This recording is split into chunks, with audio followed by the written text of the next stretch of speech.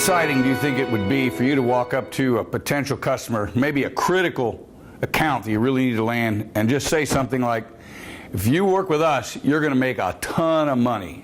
Is that very convincing? Not really. Let's talk about how you can really make sense in the customer's world in dollars and cents and drive home the message of the value proposition you propose to bring. One of the key concepts here is that it's not just about you making money and the customer making money. You both have to get value out of what you're proposing to do. But it turns out that if the whole value chain, the whole sequence of people that are involved in that transaction, they all have to make money, or it's not going to happen. To enable us to do that, I'm going to introduce to you a simplistic P&L statement that allows you to put everything that you can do for the customer into dollars and cents in a language that the customer can understand and react to. And it's going to have a lot different reaction than if you just say, I can make you a lot of money. One of the things that people get wrong when they don't do that is they think about their value in terms of their cost. Say, gee, I can make this for $100. I'd be really happy if I could sell it for $200, and that's their price. If you really fully understand the value you're creating for the customer, and that turns out to be $1,000, then that's not a good price. So that's one of the reasons why we need to dig into this.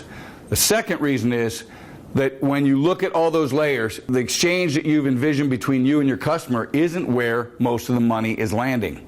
That might be a very thin margin business because of factors in the industry, but if you change your business model and you could incorporate one step ahead or behind you, you'd make a lot more money, and it'd be much more worthwhile for you to enter that business. So if we look at it carefully and understand that, we can make good decisions about our participation in the value chain. The other thing we find out is if there's somebody in that value chain who's going to go backward when you come along. Because guess what? They're not going to cooperate. They're not going to help you make that happen. They're going to oppose you. And so we need to know what those are so we can deal with them. So what's this look like? Well, value chains have been around for quite a while, and they're pretty simple. All the exchanges between parties have to do with money flowing one way and goods or services flowing another way. If you take the time, you'd be surprised how many people don't know for every dollar the customer spends, how many pennies land in each of those layers. You need to know that. And you need to know what they're receiving for that money and be able to figure out which of those is a good deal and which of those is not. That's pretty fundamental. You have to know that. But once we have that figured out, we have to go beyond that and really understand why that transaction is a good deal and why it's not. Because an exchange of goods for money isn't always just that simplistic. Let me show you what I mean. This very, very simple version of a P&L, and it's a profit and loss statement that's not written in accounting terms. Categories like salaries or supplies are not on here. What's on here are the things we're trying to accomplish with each spending category. So, very briefly, revenue is where every dollar comes from. Nothing happens in your P&L until somebody pays you for something. That's where all the money comes from, is the customer. That's your revenue, whatever you've sold. How much does it directly cost you to produce that is your cost of goods sold. You subtract that off and have something called gross profit. Out of that, one of the things you have money to spend on are a set of investments you can make in future revenues. It's easy to think about R&D that way. Every dollar spent in R&D is probably there to create a new service or a new product or an improvement in what you can do. And you hope to get paid for that once you deliver it. It's an investment in future revenue. Well, what is marketing expense? It's an investment in getting the attention of people who can pay you money in the future. What are sales costs? Going out and landing the sale, that's money you expect to get paid back for pretty quickly. And you have to pay the secretary and the boss and the insurance policy, so you have general overhead costs as well. Add all those up, those are your operating expenses, and you're left with net income before taxes and interest. Guess what? We can subtract those off and end up with net income. Well, that's pretty simplistic. Don't have to be an accountant to understand it. But here's the questions we have to answer now for each specific customer that we want to talk to. What is our impact on their P&L on every one of those lines? Is your product, for example, going to help them increase their sales? Is it going to reduce their cost of goods? Do they have a shortcut in new product development and don't have to spend as much on R&D? Is their marketing expense going to go down because by partnering with you, the market already knows about them? Does their sales cost change? Any of these categories of change ultimately fall down to your ability to affect their bottom line. We need to know that, and we need to be able to walk into the customer and say, you know, I've done a little work on your industry, and this may not be exactly right, but I kind of understand that this is how your costs are structured typically in this industry, and I just want to show you how I can change that and add 13% to your bottom line.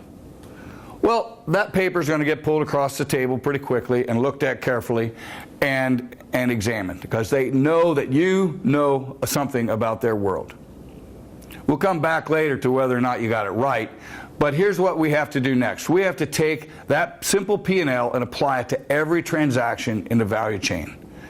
So the way I have clients lay it out is put the P&L of their status quo here.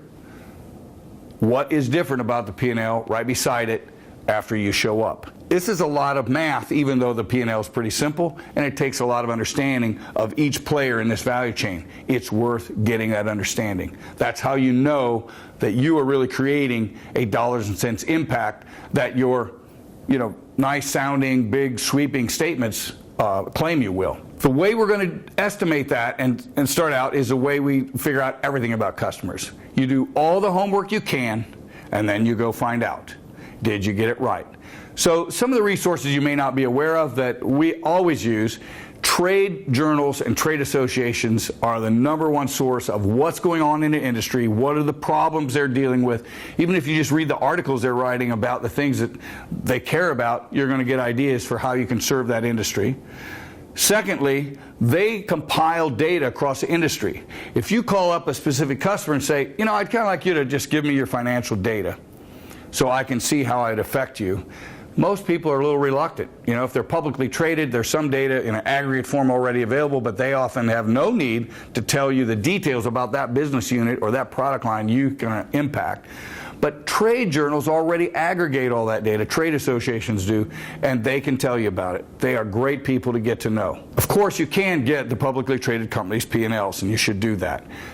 A business research librarian at your nearest business school is one of your best friends. And lastly, I just want to point out that after you do all that homework, you're still going to screw it up.